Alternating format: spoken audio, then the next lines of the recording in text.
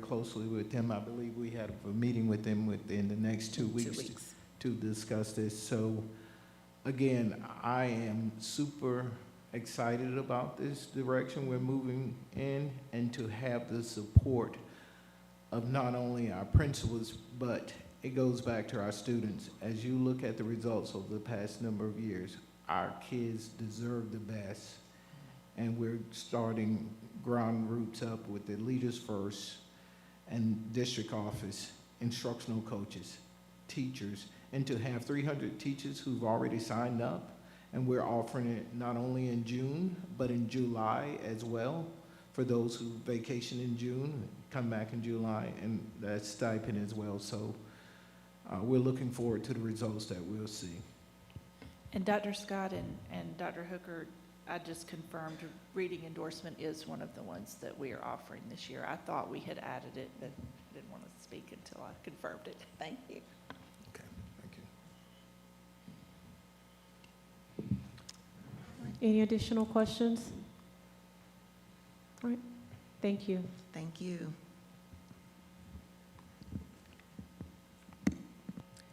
And let's see, Dr. Hooker, the second presentation is on the movement charter petition. Yes, Madam Chair, we have Mr. James Parliament who would do this presentation for us, and I'm grateful for him and his team who's worked hard on preparing this presentation, as well as our attorney, Mr. Pruitt, who's been involved.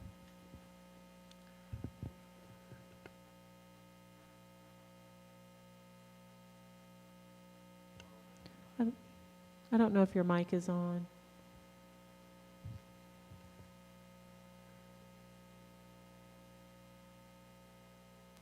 Okay, I pushed the button. There we go. I thought I just needed to move it up. Yeah, James Parliament. I'm the Executive Director of Innovation Strategy and Governance. And pretty much all things charter fall under my office, including this petition from the Movement Charter School, which is part of the Movement Foundation, which is the nonprofit arm of the Movement Mortgage Company, based out of Charlotte, North Carolina. The purpose of this presentation today is to provide an update on the application, to give some more information on the Movement Charter School application, and also some background information on both the foundation and the existing schools that Movement Foundation now governs. And then at the end, it's a presentation to sort of walk through the decision that we need to make in pretty short order, and also provide a forum for you all to ask questions about the Movement Charter School petition.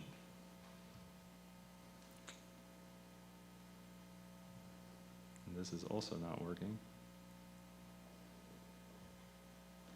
Hey, got it. So this petition, as you all know, and you all have been given the petition, hopefully you've had a chance to read through it. It is about 350 pages, but it is well worth looking at, especially the actual application part of the 350 pages. That was turned into us in December of 2022. Movement wants to open a school in Athens for the 2024-2025 school year. We've been working with Movement, having some initial conversations with him. We are trying to set up currently a panel interview with Movement, which is part of our process to review charter school petitions.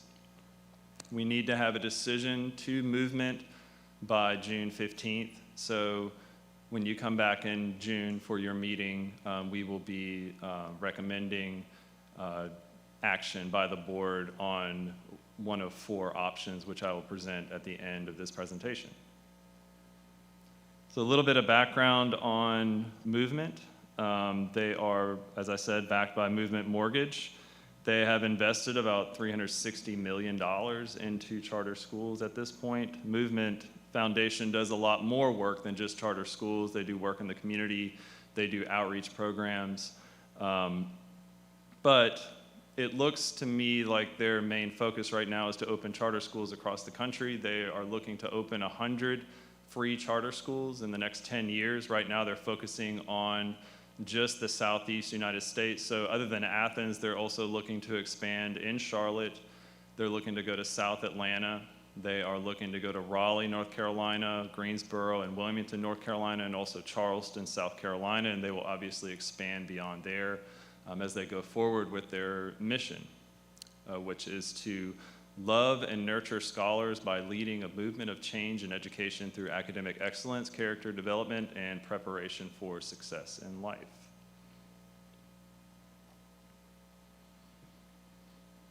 So one of my points that I want to talk about is really the lingering questions that I have through my research on movement charter schools.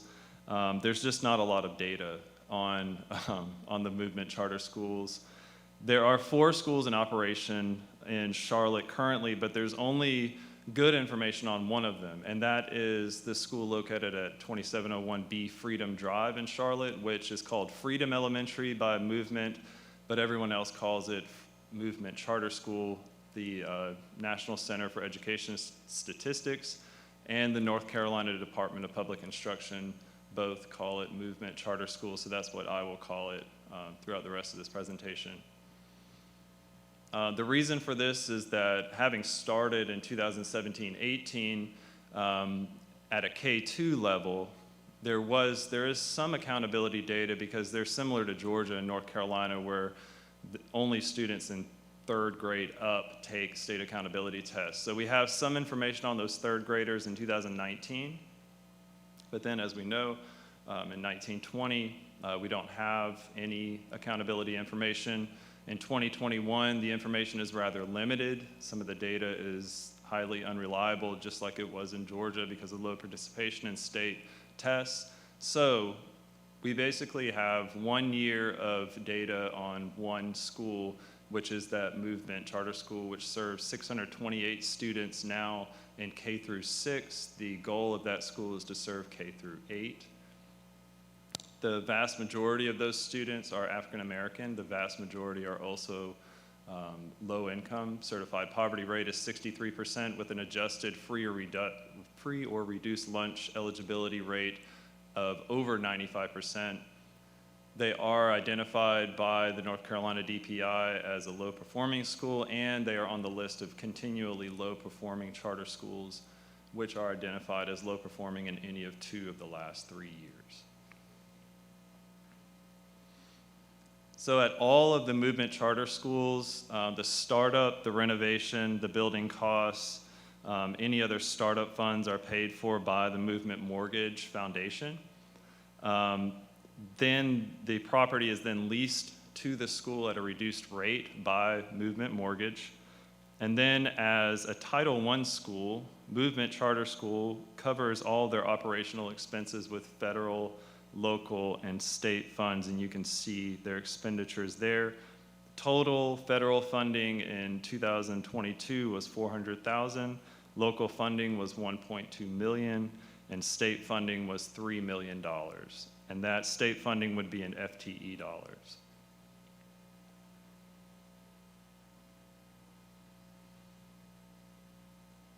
So I dug in a little bit about their funding decision. I'm drawing this from the North Carolina Department of Public Instruction. They looked at spending on books, which you can see there. The Movement Charter School is shown in the yellowish orange. Charlotte Mecklenburg Schools is shown in red. And the state of North Carolina is shown in blue, and these colors will be consistent throughout this presentation, representing the 3 comparison groups. So the spending on books is less in Movement Charter School. According to the North Carolina Arts Education Data Project, Movement Charter School offers no arts education. That means they don't offer any visual arts, any performing arts, and no other arts. Movement has a 1-to-1 device ratio similar to the Clark County School District.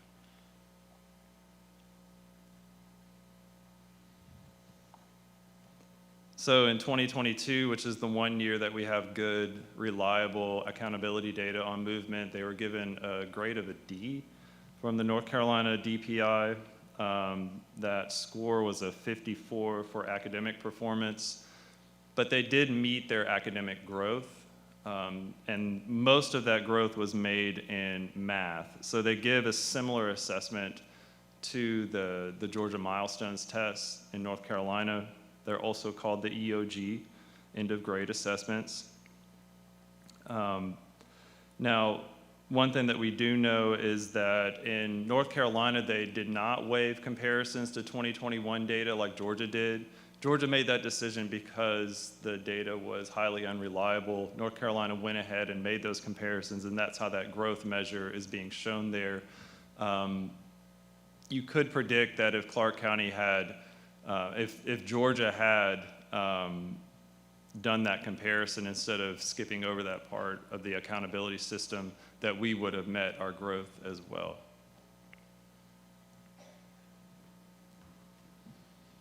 So I did want to display the data that we have available to us as far as their end of grade assessments. So the first slides are on the overall math achievement. And again, this is comparing Movement Charter School to the Charlotte-Mecklenburg schools to the state of North Carolina. The chart on your left is grade proficiency percentage. The chart on the right is college and career ready percentage. And North Carolina differs a little bit from Milestones. Milestones just measures college and career readiness, and that's all that they report on. So if you're proficient on Georgia Milestones, you are college and career ready, which is the sort of language that we talk about here in Georgia. In North Carolina, they display grade level proficiency data and college and career ready proficiency. So you can see that Movement Schools was pretty close to Charlotte-Mecklenburg and North Carolina when it comes to grade level proficiency.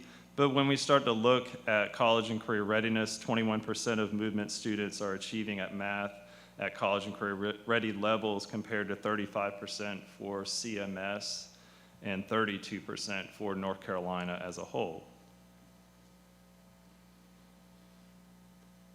Now, the biggest strength of Movement Charter Schools, so there are 3 student groups that we can kind of dig into beyond total students.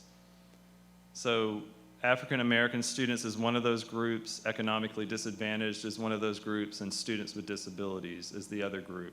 All other groups of students, the numbers are so low that we can't validly or reliably do any comparisons on data. But when we look at African American student math achievement, you can see that Movement Charter School beats Charlotte-Mecklenburg and North Carolina by a pretty wide margin for grade level proficiency. And then 21% of African American students at Movement are at college and career ready levels for math compared to 18% for Charlotte and 14% for North Carolina. When it comes to economically disadvantaged students, again, Movement compares very favorably when it comes to grade level proficiency, but less so when it comes to college and career readiness. That's 15% for Movement, 17% for Charlotte, and 16% for North Carolina. Although those percentages are so close, we're probably kind of splitting hairs. They're basically on par with those other 2 groups for economically disadvantaged students. Now, when we look at students with disabilities, which is a concern, less than 5% of Movement students with disabilities achieve math at the college and career ready level. And then moving on to reading, only 19% of Movement students are at the college and career ready benchmark compared to 29% for Charlotte and for the state of North Carolina. Similar to math, African American students are achieving reading at a higher rate than Charlotte-Mecklenburg schools and the state of North Carolina as a whole. So 19% of Movement school African American students are reading at a college and career level compared to 17% for Charlotte and 15% for North Carolina.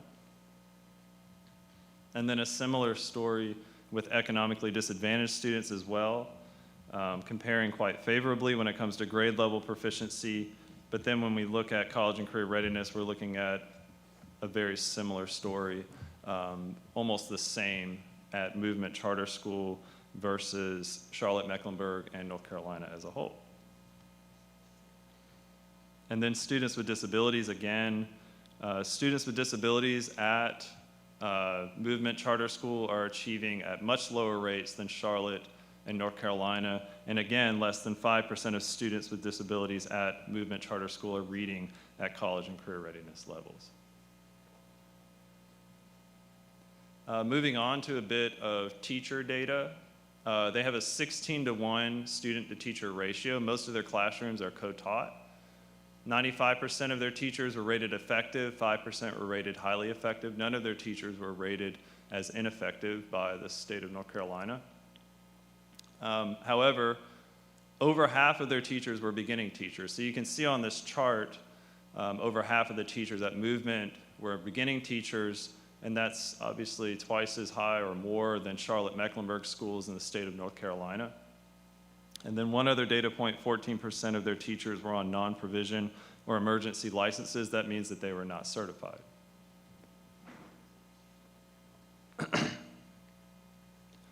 Now for discipline and attendance, Movement compares quite favorably to Charlotte Mecklenburg and North Carolina schools. For comparison, the average student suspended for CCSD elementary schools was 13. Theirs was 29, so they are higher than our average elementary school. Chronic absenteeism was 30%, which is defined as missing 10% or more days of enrollment. That's about on par with our elementary schools in 2022. Okay, so that's just a bit of background on what I could find in my research on the existing Movement charter schools. The proposed operations in Athens, based on the content of their application, is that they would be, again, backed by Movement Foundation, which is backed by Movement Mortgage. They would purchase a lot or renovate a site here in Athens. For example, one of their schools in North Carolina was an old Kmart. They have inhabited some other buildings, and they have also built schools in Charlotte as well. They would also provide $1 million in startup operations funding. So this would be to purchase equipment, purchase desks, books, et cetera, teacher materials. The board of directors, the CEO and CFO would all remain in Charlotte. And if you were to approve this charter school, they would be under the oversight of you, the Clark County BOE, but they would also have a separate local board that would also govern the school and advise them, with 5 to 16 members, 5 of whom are already committed and are already listed in the application, none of whom are actually from Athens. The Athens school staff would consist of principal, assistant principal, and a director of operations, and then an exceptional children's coordinator to serve their special education and English as a second language students. They would operate with similar funding as the Movement Charter School in North Carolina has, so that's about $400,000 in federal funding, $3 million in state FDE funding, and about $1.2 million in local revenue. This would be diverted from other CCSD schools. They are seeking full autonomy with their budget. They would pay teachers a step above CCSD, so they would match any pay that CCSD would pay plus 1 step. And they would supply, just on the transportation side, which was one of my questions about the application, they would supply 2 buses, and they want to connect to CCSD transportation to share routes as well. And in that first year, that would be, they want to have an open enrollment across Clark County. Their attendance zone would be across Clark County with a lottery for all applicable grades. They state in their application that they aim to match CCSD demographics. They would aim to have 134 students in 24-25, 104 in grade K, 30 in grade 3, and then they would move up from there. As you can see, by year 5, when they become a K through 4 school, they would project to have 535 students. As a K-5 school, they would likely have more than 600 students. They state in the application that launching a school with a majority of kindergarten students allows movement to address academic gaps and build culture.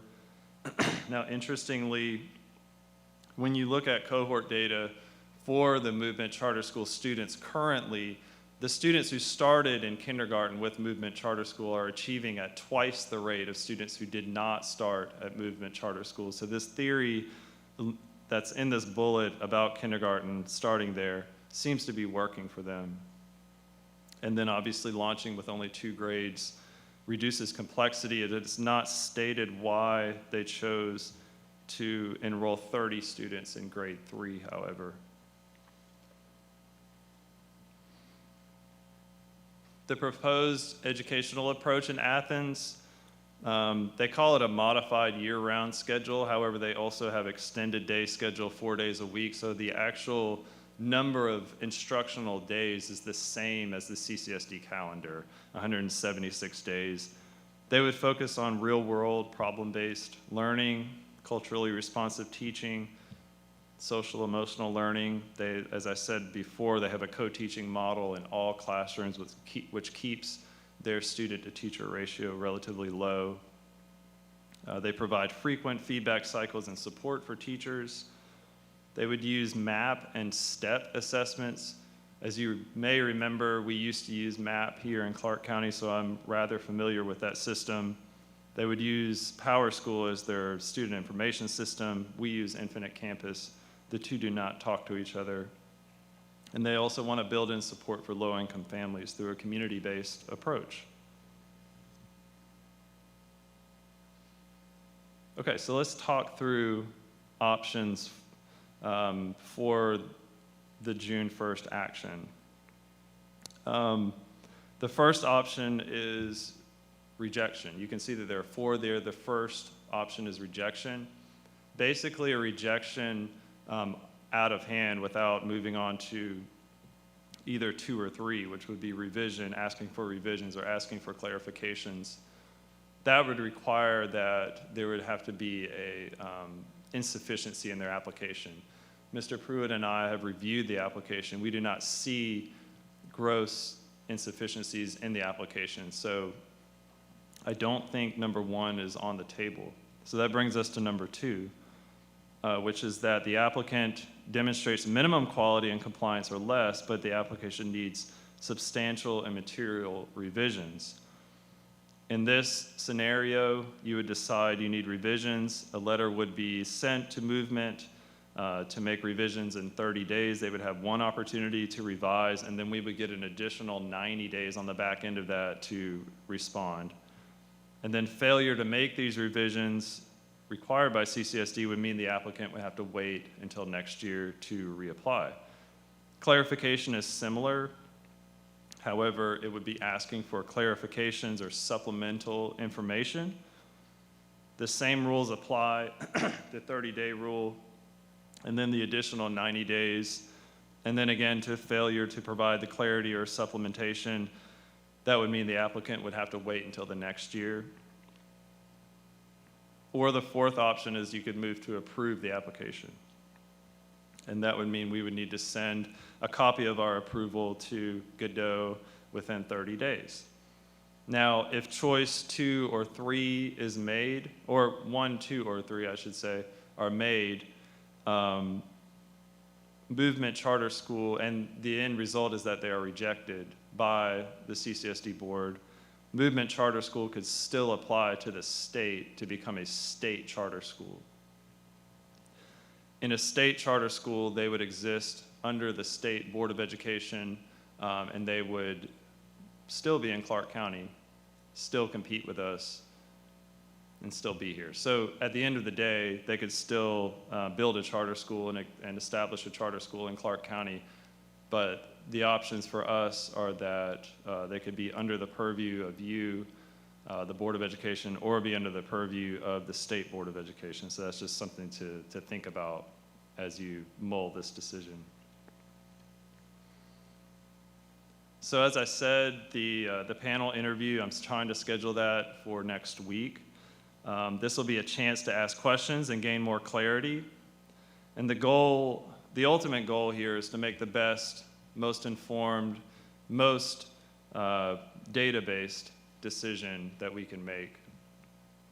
But the key question here is, since the application meets the legal requirements for a charter application, the question is, would a movement charter school in Athens be in the public's best interest? I would frame that as the question for you all to think about as you think about the questions you might have, the points of clarification, the additional information that you might need.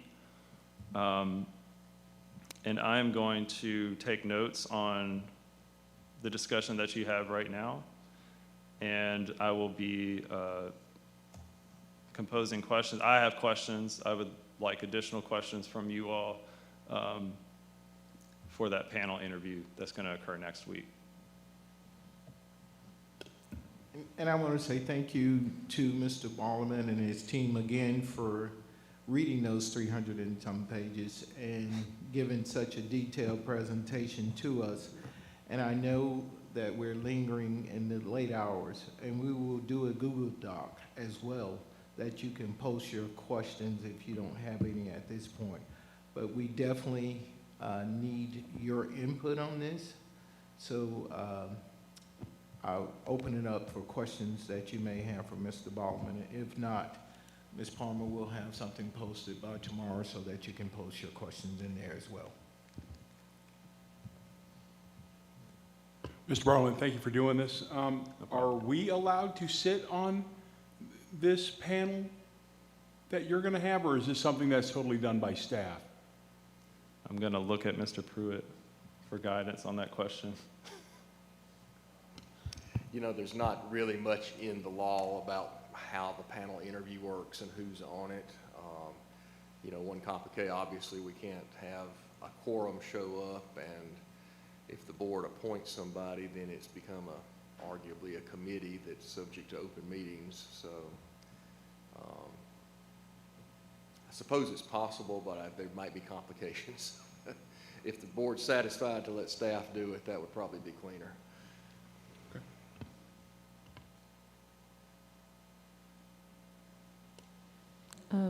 Ms. Davis and Dr. Yeager? Just a clarification, if I understand the financing. So these are called free charter schools. Free to whom? Free to the students? Yes. Okay, not free to the district. No. So they build the Not school, they outfit the school to the level of $1 million, and then we pay them to lease the school? Is that what I understand? Somebody pays the company who built the school, the free school. It says they build the school, and then we lease the school from them. The school would lease the school would lease that property from Movement Mortgage Foundation, not from us. The school being the school that's running on the money from the school district. Yes. Well, That it's school district money running. is going to pay the lease on a school that somebody else built.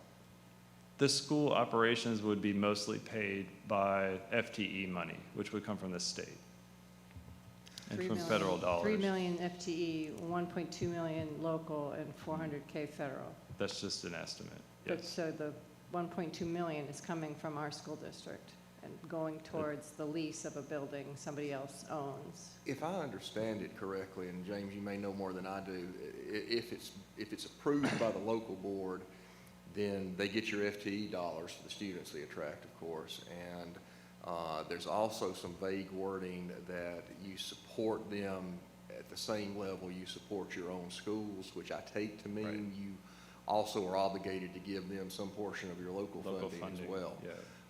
Whereas if it's rejected, and then of course it's not a guarantee, but then they have to ask here first.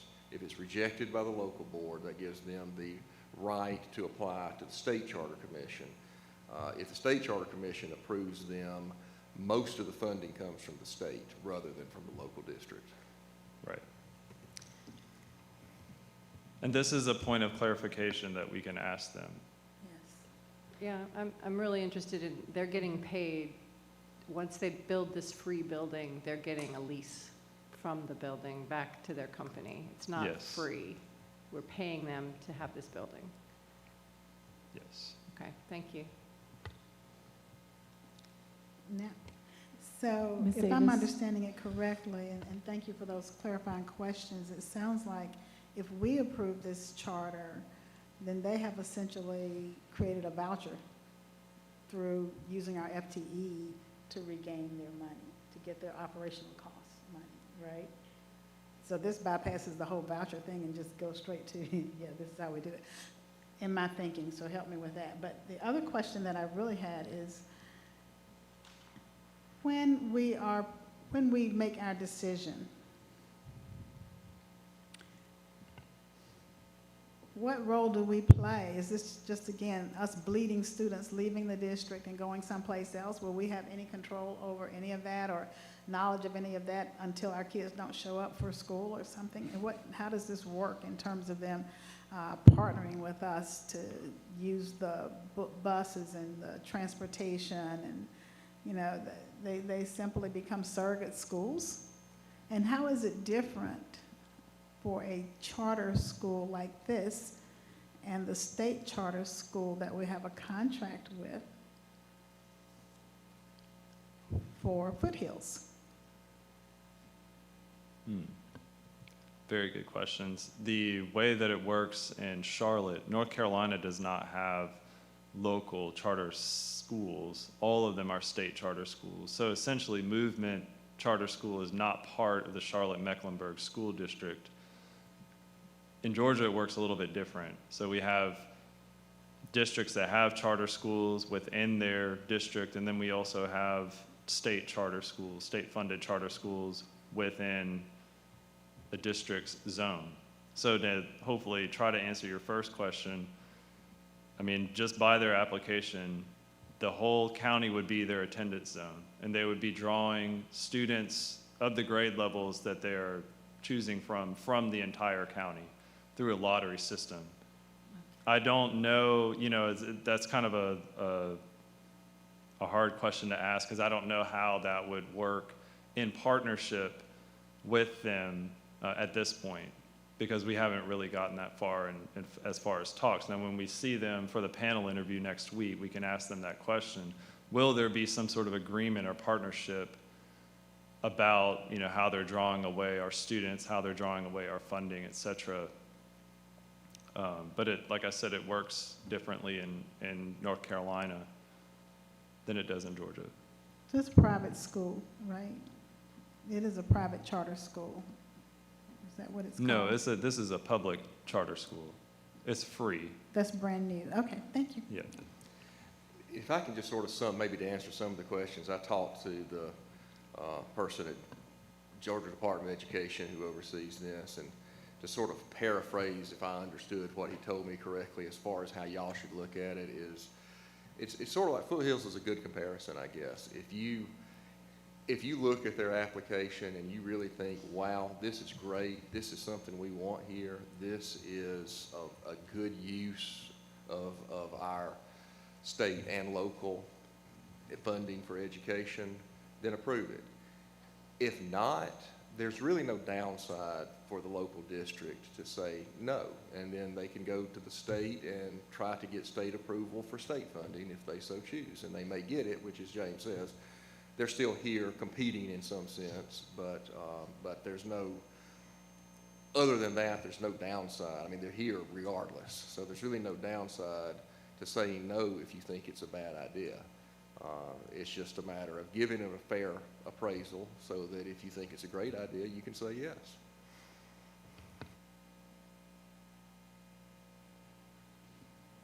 Dr. Anderson, and then Mr. Denson. So when you talk about legal insufficiency, does that mean that when you reviewed their application, you couldn't see anything that was in there that would be, I guess, legally, can you define that for me? Sure. There is a regulation at the state level, and it enumerates every point that a charter school application must have to meet the legal requirements of an application. And as I went through the movement charter school application, I could find no point where they were deficient. That's what I meant by that. So then my follow-up to that would be two parts. So if this Board of Education oversees them, but they have their own independent board that is the, I guess, fundamental decision maker, particularly with their budget, does that not make us liable to everything that happens in that building, particularly from a budgetary perspective? It's a very good question. The way that I was thinking about it was the Career Academy is essentially a charter school. They have their own board, but they don't have full control of their budget. You, the board, still control the Career Academy's budget. However, they have a board in an advisory role. This movement board would be something more, because like you said, they would be making decisions on the budget. Now, as far as the legal obligation of this board for the decisions that movement board would be making, that's something that I'm not clear on. I don't know if I'm qualified to answer. Well, you know, so the law simply has this statement that the charter, a local charter must stay subject to the oversight of the local board. It does not define what that means. So far as I saw in their application, James has spent more time in the weeds than I have. All I saw was those same words repeated, again, with no definition of what that means. Now, you know, the first thing is the public interest. I mean, I think James is, you know, and all of the people here have done a great job of putting this together, and you may have more questions about it or not, but I think actually, I'll have to go back and look, but I think, you know, the two things that you can reject it for are legal insufficiency or it's just not in the public interest. If you decide you just don't feel like this is in the public interest, I think you can go ahead and reject it outright. Am I wrong on that, James, or do you know? I think that is right. Okay, we'll look at that Yeah. again. As far as the legal obligations, I think those, again, if you want to pursue options 2 or 3 for either revisions or clarifications, then you would definitely want to ask them to put some more things in this application that you're thinking about approving that define what oversight means, what the legal obligations are, who's responsible for what. I'm sure there's some things that are not negotiable that are more educational related, like I don't know if their scores are counted in our scores or how those sorts of things work, but I do feel pretty sure that if you don't want to just reject it outright, it needs more clarity on that kind of issue.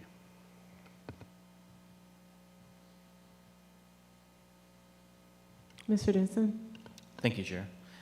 Yeah, and thanks for this presentation and yeah, reading that massive document. I do have 4 questions that I'd like to pass on to you that can be part of that interview. One, I would like to know what data drove movement to decide that Athens was a good fit for them to come here. And similarly, I'd like to see their performance model showing that they have the capacity to ramp up what I think is a very ambitious growth of 100 schools in 10 years, that somehow they can actually pull that off in a quality way. And I would be curious about what kind of guarantee is given that they will not fold and shutter, leaving quite a mess in CCSD's hands if they did. And then the last question I have is, what kind of, do they have to go under the same teacher standards that we have to abide by for our schools? Thank you. No, thank you.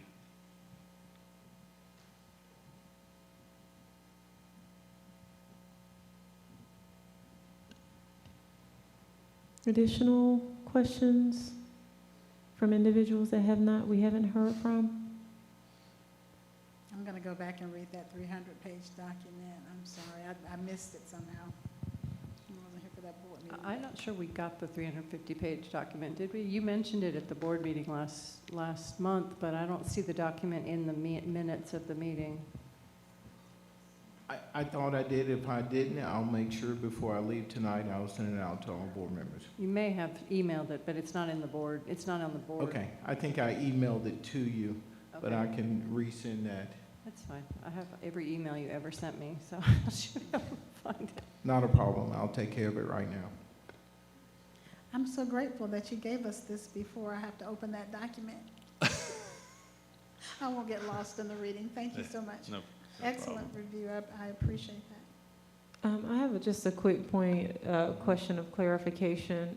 Mr. Pruitt, you mentioned that the board could reject the application, or Mr. Bartlett, maybe this was you, if the application is flawed in some way that is irreparable. But then I also heard that the board can reject the application if we don't believe it's in the best interest. Okay, because with the board options, it doesn't mention that, or maybe I'm Right. overlooking that. So that is one of the reasons that the board could reject. I think, and Mr. Barlowman gets all the credit, he did all the work, but that's his last slide in the big words, key question, is it in the public interest? That's your other reason and I think I think that's probably where the board needs to focus its attention. I mean, we've tried to do the minutia of did they check all the boxes that they have to put in the application. Okay, I just wanted to be clear that was one of the reasons. I didn't interpret it on here as that. And then my second question would be with the timeline that you've offered, it puts us in a pretty, short turnaround. It says at the June 1st board meeting, we would provide a recommendation, and then the June 15th would be the deadline for the board approved response. I don't think we're going to take action on whether we're going to have one board meeting in June. So I just want to clarify, at that June 1st meeting, that would be the time that we would take action. Yeah. Yes. Yeah, when I first built out my timeline, I had anticipated there being a work session and a meeting in June. But now, I've learned that there's a conflict on the 8th, so everything would have to happen on the 1st. I would still like to be able to at least report, what occurred at the interview in some way. Mm-hmm. And then on June 15th, that deadline for the board approved response, that's something that the board puts together, or that is something that you all, we put together and you communicate, who would be responsible for that? I have responsibility for that. I would communicate your response to the movement school. Okay. Yeah. And also prepare the required communication with the reasons for rejection and all of Right. that. Yes. Thank you. Does that rejection, if we go that direction, does that go to the state as well, or no? Yes, we would need to has report to that be rejection reported to the state, yes. Is that why we're getting a visitor from the state? What was that? Visitor. Is that why we're getting a visitor from the State Department of Education? In No, that is not why we're getting a visitor. Dr. Adjournment visit. He serves on the State Board of Education, and they have to do a public hearing within their district. I get emails from the State Department all the time talking about the different board members who are doing it in different districts. No. Great. This is the first time I've heard of that visit in 11 years. Thank you. And they've been doing it for the past 3 to 4 years. In my previous district, I've known that they've done it. Each state board member is required to do so.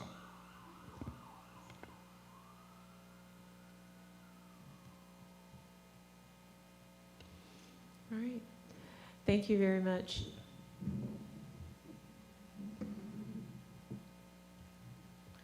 We'll move forward to item 9, which is our March financial, FY23 financial report. Thank you, Madam Chair. At this time, I'll ask Dr. Whitaker to come before us to give us that presentation.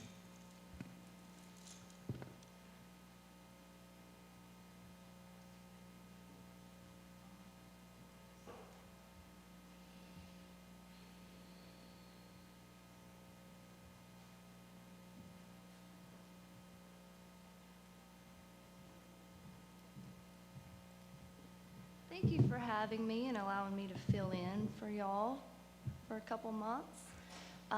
This is the monthly financial report. It's the same report you've been seeing month after month. We have period 9 filled in.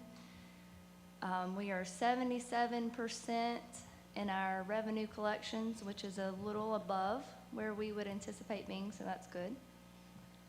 If you want to go to the next one.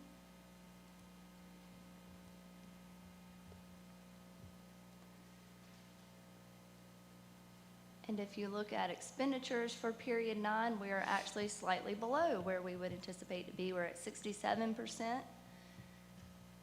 So we are slightly below. So both of those are great news. If you look at the balance sheet, if you really want to focus on the chart, Byron put in a great chart for y'all to use as a visual. The line with the arrow pointing at it is where your fund balance currently is. The orange line is where we have budgeted and projected it to be. So where we are is slightly above our budgeted fund balance.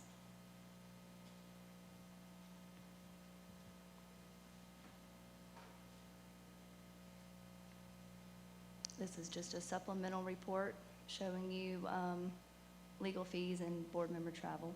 I think this is a report that y'all had requested to see. This is a list of any invoices over $10,000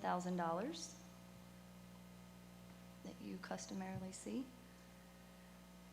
And then this is the big report that we print out for you to meet our state requirements for giving you the information that you need to see every month to meet those requirements.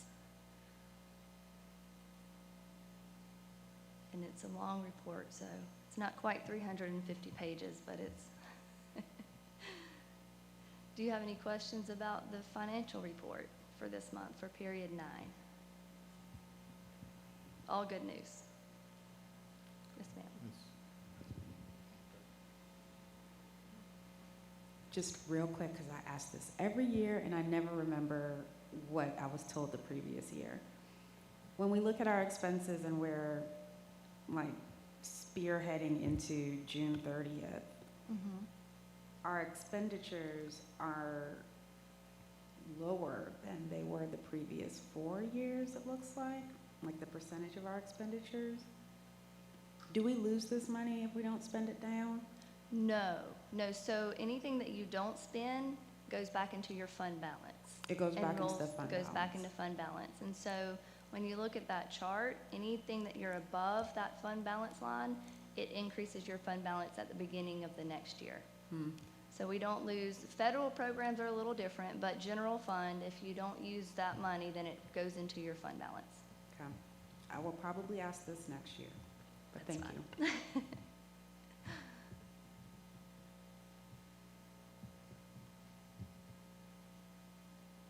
Okay. Any additional questions? Thank you.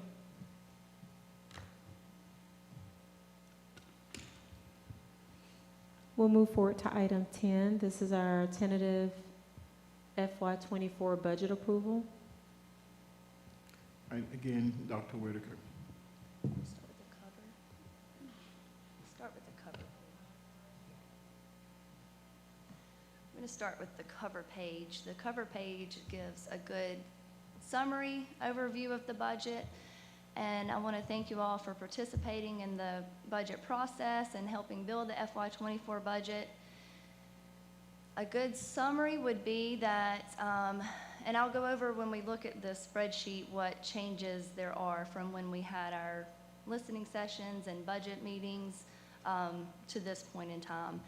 But where we've landed is an estimated beginning fund balance of $51.9 million, and that's based on, as you were asking earlier, that's based on how we're tracking with our fund balance and where we project that we're going to end this school year, or this fiscal year, at $51.9 million, and that's about 24.2%, which is, your benchmark is 16%, so that's above your benchmark. And we don't anticipate, based on our projected budget for FY24, that that would fall below 16% at any point. Estimated revenues total $214,145,000. And this estimate is based on the final growth projection that we got from the tax commissioner's office came in at 14%. Originally, we had budgeted at 10% growth, so it actually came in higher, so 14% growth. And that's based on maintaining the 18.8 mills. Your enrollment is staying pretty consistent. We did see a slight drop from 22 to 23, which is what your 24 budget, your QBE allotment's based on, but it's fairly stable. It didn't drop much. Also, the QBE formula is fully funded this year. There's no austerity cuts. There's an increase in the governor's budget. There's a $2,000 teacher raise to the certified scale. And then there's also that increase in the state health insurance, which is an additional $7,620 employer contribution per member. So if you, let's look at the chart. So if you look at your revenues, how they're broken out, your local property taxes account for 57% of your total revenue sources. And then the other big portion of that is your state allotment, which comes to about 38%. And then you have other sources that total 5%. On the expenditure side, the budgeted expenditures sit at $214,145,000. If you break that down by function, 63% of total expenditures go directly to instruction. 36% go to support services, and then there's a small 1% that is other outlays. Other outlays would be examples like ROTC, pre-K, contributions to their salary, Better Everyday grants, things like that. When broken down by object, 84% of your budget consists of just salaries and benefits, and that's salaries and benefits for, we have non-board members, 1,314 certified employees, and 775 classified employees. Operational expenditures account for 15% of the budget, and that's everything that's not a salary or a benefit. So you can see that salary and benefits are 84%, your operations are 15%, and then that other small portion of transfers like ROTC, pre-K, those are a few examples, is 1%.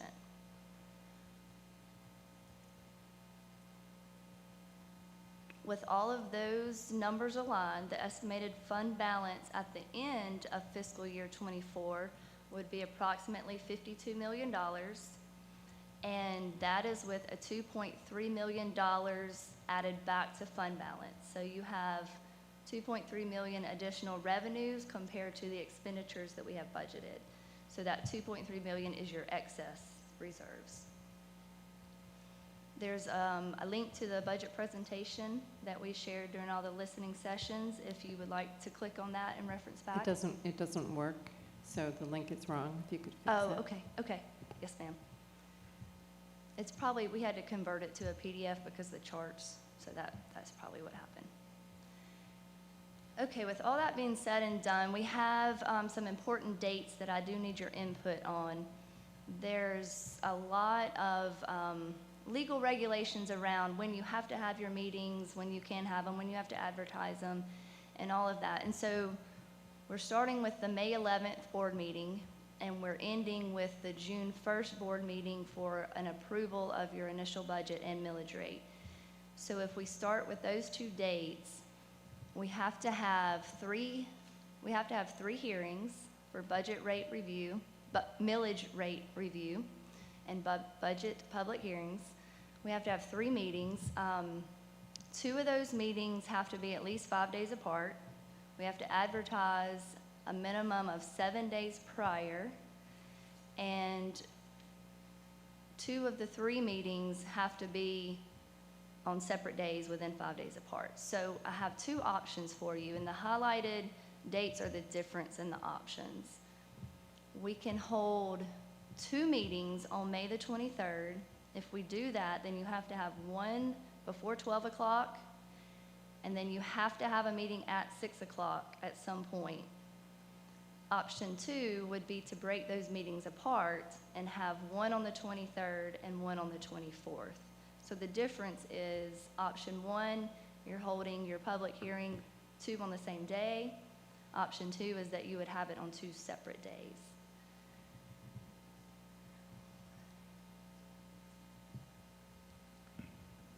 I know this, thank you for the presentation, appreciate it. I know this is a lot to digest at this time. So this will be in the Friday update. We need this information by, So we have to advertise in the newspaper what the dates and the times are, and we have to have that advertisement by Tuesday of next week. so if we put this in the Friday update, can you give us your options or your choices by Monday by noon? That's enough time to make that happen. Yes. Are we all in agreement on that? That sounds reasonable. Others? You all have, is that doable? Do we need all board members at all the meetings or just a Yeah. quorum? A quorum, we need a quorum. That's me. I think, am I correct in saying that? I was just sitting here saying hallelujah. I've been trying to convince people of that for years here. Yes, you do. Yeah. Yes, you need a quorum. So maybe we could have a sign up to see how many people could meet each of those time periods? Yes, and Ms. Palmer and I will work on that at some point tomorrow between our retreat.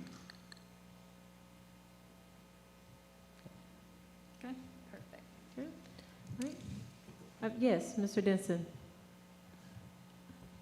Thank you, Chair. I definitely appreciate a lot about this budget, and I thank Dr. Hooker for putting it together and having the focuses on the teacher raises and raises across the board even. I do want to point out to the public, because I heard some confusion after the presentation before, that this proposed budget here that Dr. Hooker has brought forward does keep the millage rate where it's at and does not raise it back up to the full 20 mils. I think there was a little bit of confusion just the way the document was laid out, and I had a few people contact me about that. And the last thing I want to say is, this definitely leaves us, as it says here on the cover letter at the beginning, with a large fund balance, 8% over the recommended minimum, giving us quite a bit of room there. And with that, I definitely have just still 2 concerns outside of what's already been proposed here, and I brought this up in our previous meeting. One being the bus driver pay, and I appreciate that this is increasing bus driver pay to, my understanding is, to almost $21 an hour, which is fantastic. But at this time, we have other counties, now exceeding $25 an hour, which I know seems like a lot, but as we've seen with the whole discussion about having to change the way our schools' opening times are because of bus driver shortages, basic demand, I think, is supposed to set salaries here, and we have a massive demand for the need for bus drivers. Our schools cannot operate effectively without us having reliable bus drivers here.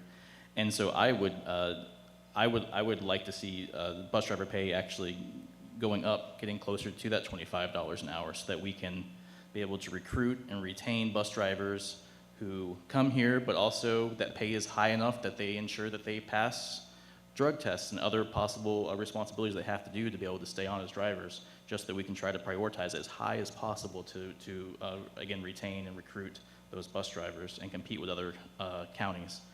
And then the other thing would be just on the parapros. Again, pretty big increases here where parapros would be up to $17.52 an hour. But I still don't think it's enough.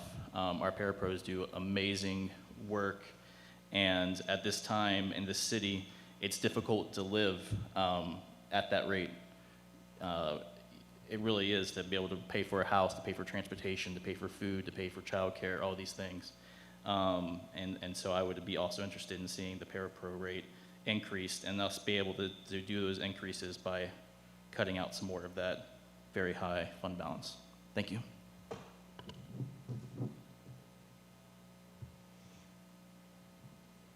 Ms. Davis? Thank you very much. And I would like for us to make sure that we don't forget the unfunded mandates that we have from our previous decisions and previous boards as we start looking at the size of the fund balance. Thank you. Dr. Yeager? Did you do anything with the fine arts funding did you make any revisions to the fine arts funding, or did it remain the same in the new draft? It is the same, but we did look at the budget detail, and the budget was developed by the Fine Arts Department, and that does not include any of the salaries. So I did get that deep level of detail. So just to be clear, the district is spending $100,000 total on all non-salary fine arts. That's crazy. But, okay, that's my personal opinion. Across all schools, all programs? If we could look that up, am I correct in saying it's $126,000 that is being spent? As we discussed in our meetings, this has been looked over a 3-year trend that has been spent with fine arts.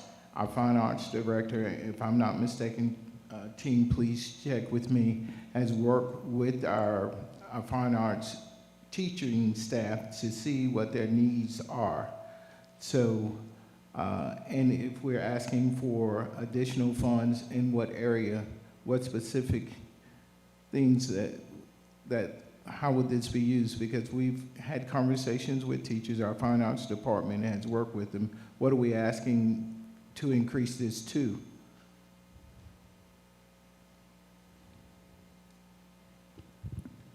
So I'm pretty sure that's out of my wheelhouse as a board member to tell you where to spend money on fine arts, but I would like to, as a board member in my position of governance, encourage us to consider spending more money on fine arts, because fine arts have been proven to help with other skills like reading and math. If you love music, math comes easier. I don't know why, but it does. And children who do fine arts thrive, and we are not spending enough money, in my opinion, for 11,000 students. And we're spending 100,000 total. That's, like what, $10 a kid? That's crazy. That's crazy. So I think I would encourage us to go back to our fine arts staff and ask them if you could imagine. I mean, they've been operating on starvation budget for so long, they probably can't even see what they could spend money on or what they could grow. I mean, at least my experience with our music departments, they've been starving for so long. Our kids go to marching band competitions and they watch the other bands and they cry. They're like, why can't we have that? I've seen it with my own eyes. Our kids, if you compare our kids to other districts, they cannot compete with those other districts in any of those music competitions, and yet they play their hearts out. That's my experience over the last 10 years in this school district. They do not have the instruments, they don't have the transport, they don't have decent uniforms. It's kind of crazy. Okay. And that's something we can explore, but if I'm not mistaken, within the last 2 years, both bands have been outfitted with new uniforms. I do know that we are having an issue with some of our high schools losing participation in, possibly in marching bands. So that's an issue of recruitment that we would have to work on because middle schools, most of them are robust in their band programs, but when they come to high school, they have other options and they choose. That's something we have to work on from the administrative's point of view. And I'll also ask, am I correct, Mr. Dan Smith, as our fine arts director, we will work with him in finding some other solutions. We'll have some thoughts to you within the next 2 weeks. I think it's a morale issue in terms of the high school. If you look at the high school programs, it's a morale issue. Okay, that's something we can explore with our high school principals as well. All right, thank you. Any additional questions or discussion? I don't have any questions, but it sounds like we're talking about fine arts at the high school level only. And I heard you mention that we have bands at our middle school, and I know we had orchestras at a couple of the schools. And so the question I would have is, what can we do to increase the participation? Because I believe, like you, that when children are able to discover and use their talents, they're more interested in learning, and I think it becomes one of those other important things. I know this isn't a part of fine arts, but I am also concerned, or I really want to know where we're going with different pathways to expand, especially construction at the Career Academy, and if there's any provision in the budget for that. I don't think that came up in my discussion, but I want us to be ready to take advantage of what we've negotiated through the community benefits agreement with the TAD that we're supporting. I'll answer both of those. When it comes to recruiting for our fine arts program, I served as a middle school principal here for 5 years at Bernie Harris. It's all about the recruitment of that teacher, the support of the administration. We started out at Bernie Harris with very low numbers in orchestra. It grew. At Clark Central with Dr. Robert Lawrence, if you would go to any of his symphonic band's performance, you had over 100 students participating in that. It's the recruitment of the teachers, the support of the administration. We have to do a better job, but our students also have to express interest in that as well and letting us know that. We have to provide ways for that to happen. When you talk about the construction pathways, in order to start a pathway, you have to have an entrance level of our students to start that. Maybe we cannot start it at the Career Academy, but working with local construction companies and providing, workforce? No, where students, interns, or where students go out and work in those sites. We can look at doing those options as well. Believe me, we're working on that. We realize what's happening in our community. Construction is, and other plumbing, other things are taking place. If we do not offer that pathway at our Career Academy, we have to partner with our local businesses to ensure that it's happening. Thank you.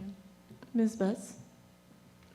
Just to piggy off what Dr. Yeager stated earlier with the morale of the students with the fine arts, the morale is totally down. I mean, when you go to the high school games, you don't see what you seen when we were in school. If you went to school here in Clark County, you know that the bands were big. You had a dance team, you had a flag team. We don't even have a flag team anymore. And it's very sad. I think we should really look into that and put more money into the fine arts department, because the students, the morale is not there, and it's like, how do we bring that up for something that's fine, you know, something with the band and the dance team and their self-esteem, and it's related to other factors, but we have to bring that up, and it's horrible to look at. And are we talking about both schools or one particular schools? Because I didn't get an opportunity to attend the football games or the others. Are we talking about both schools? At Cedar Shows, they don't even go out on the field because they don't have enough students. That's an issue that we will work with our high school principals as well as the fine arts department on ways that we can improve. We'll put in place action steps to address those issues. And that starts at younger ages, as opposed, you just don't start with the 9th grader. We have to start at our elementary and middle schools to have that enthusiasm to want to participate in those programs at the high school level. All right.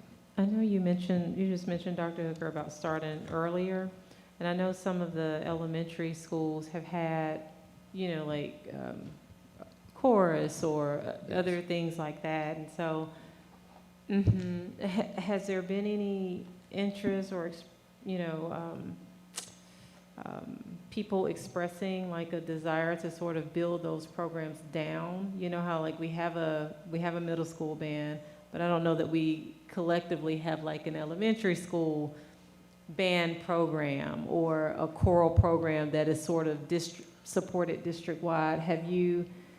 I have not explored that, but I'm willing to work with our team to see what we currently have and where there is lacking or they don't have a program, see how we can incentivize that to get it active. And we have to find people who are willing to teach those subjects. So our team will be working on that. We have a retreat tomorrow. That's another agenda item. I appreciate you guys so much. Thank you. Can we list it on the website when you find out, on each school's page? What was that, Ms. Davis? Can we put it on the website, on each school's page, when we find out which fine arts things are happening there? Would that be helpful? That's something we can work on. I would love to share with you guys before and speak with parent principals to get their input about that. That would be excellent. Thank you. Okay. Oh, Mr. Denson? Thank you, Madam Chair. And just a quick comment that I understand this is probably something we definitely can't do anything about, I think, this year, during this budget cycle. But I would love to see us have a more robust budget presentation to the public, a more robust document. You know, what we have right now is the tentative budget, which is really one page, and then the cover sheet.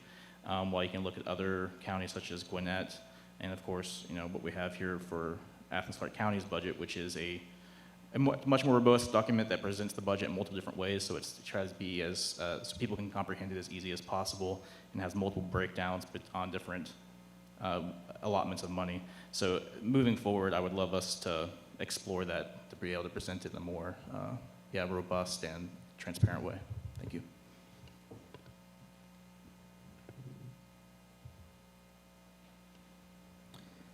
Great, thank you. We'll move forward to our item 11. This is our policy adoption. Dr. Hooker, and from my understanding, these were the policies that have been, that we'll be taking action on. And so we have the IFDC, policy EEE, IDE, and DJE. Is there any additional discussion around any of these?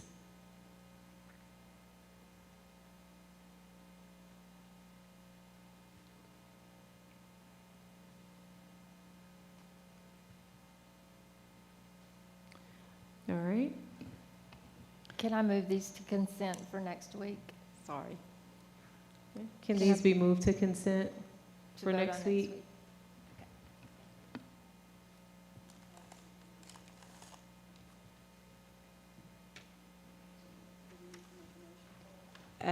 Actually,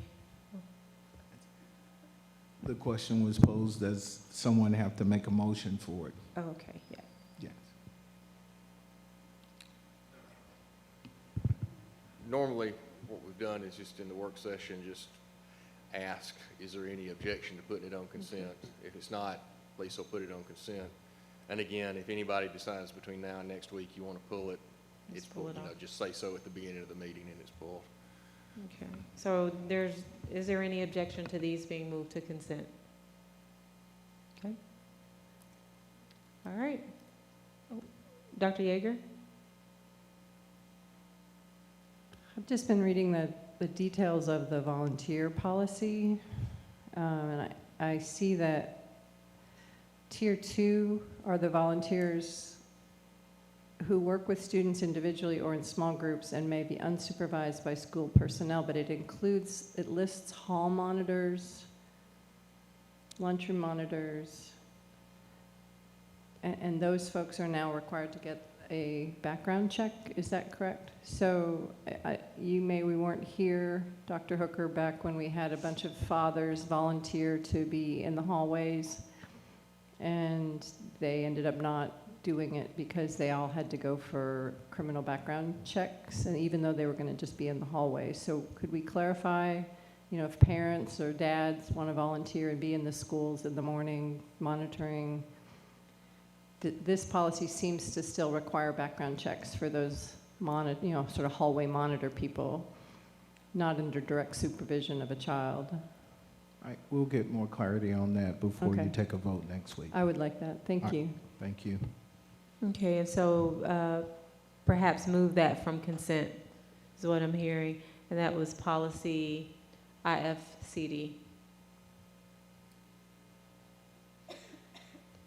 All right, the others can be on consent. We'll move forward to item 12. These were our personnel recommendations.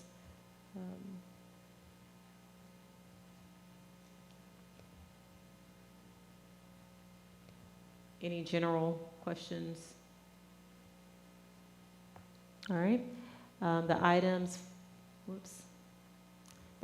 for consent discussion. Do any of these need to be removed from consent?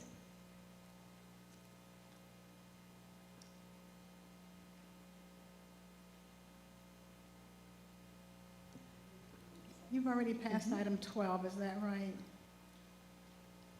I haven't Can you, I'm seen a sorry, can you report. say, what was that? I don't have a report for item 12. Yes, I'm logged in. Maybe I'm not logged in, maybe I logged out and came back. For item 12, there's an attachment Mhm. that goes along with it that gives an explanation. Okay, maybe I'm not logged in again, let me log in again. Okay. Okay. So while Ms. Davis is doing that, Dr. Anderson, you mentioned, Yes, can you please pull 6 playground relocation and upgrade at Timothy, and also 9 contract for sale Rogers Hall. okay. So we've asked to remove 6 and 9. There was also some express concern. I know Mr. Denson had to leave, but asked to remove items 5, 8, 10, 11, and 12. Item 5 is the literacy program. Item 8 is the Head Start continuation grant application review.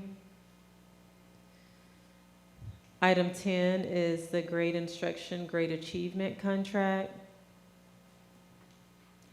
Item 11 is foundations, and 12 is the Carnegie Math, Georgia. So we are going to remove all of those from the consent agenda. That's what I'm hearing. Mr. Denson had to leave, so I don't know what his specific questions were, but my guess is that when he's here next week, he'll probably remove them. Yes, but is that the consent of the board to remove those? I don't think it has to be by the consent of the board to remove it from the consent agenda. It just has to be one.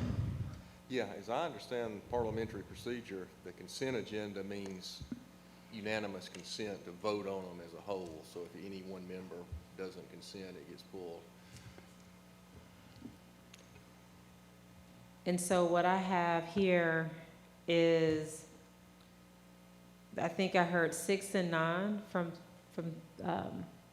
I can't remember who that was from. Okay, Dr. Anderson, and then items 5, 8, 10, 11, and 12. I do want to open the floor, or if there are like specific questions. I know Mr. Denson is gone, but if there are specific questions specifically around 6 or 9 that can either be addressed tonight, and if not, then would encourage us to get those questions and concerns to Dr. Hooker and staff.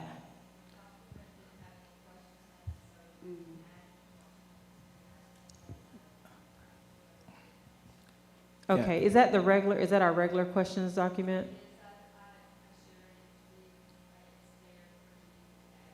Okay.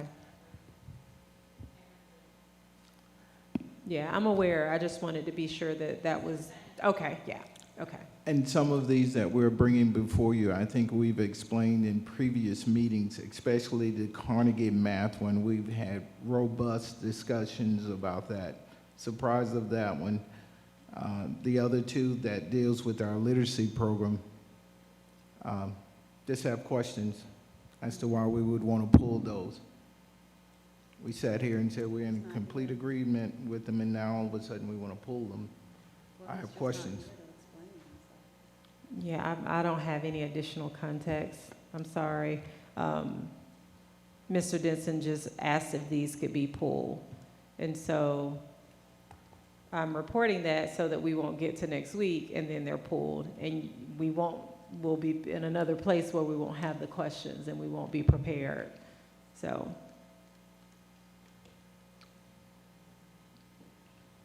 I have a question. Just because we pulled them from the consent agenda, that doesn't mean they won't be on the agenda next week. Got it. Got it.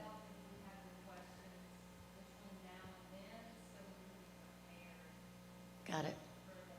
Got it. I can ask mine now regarding 6, and then, since I'm the only one that asked to pull it, I can just ask it now, and then we can put it back on it. So I do see that this new proposal has the updated adaptive playground equipment included in it. Is that, okay? That's correct. Okay.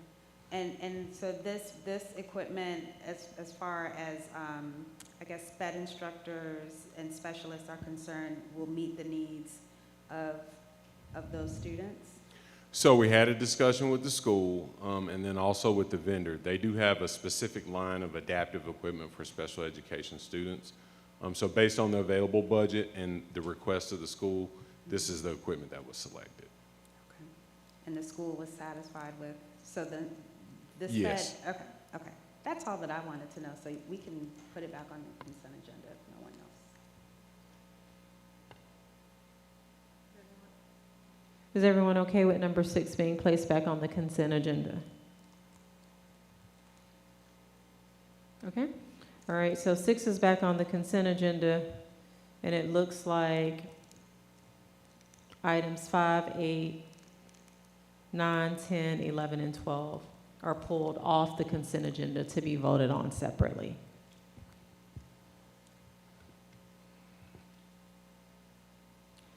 All right, we'll move forward to item 14, that's adjournment. The floor is open. Make a motion. Okay, Ms. Hensley made a motion. Second. Okay, Ms. Butt, second, seeing that there are no objections, we are adjourned at 9:52 p.m.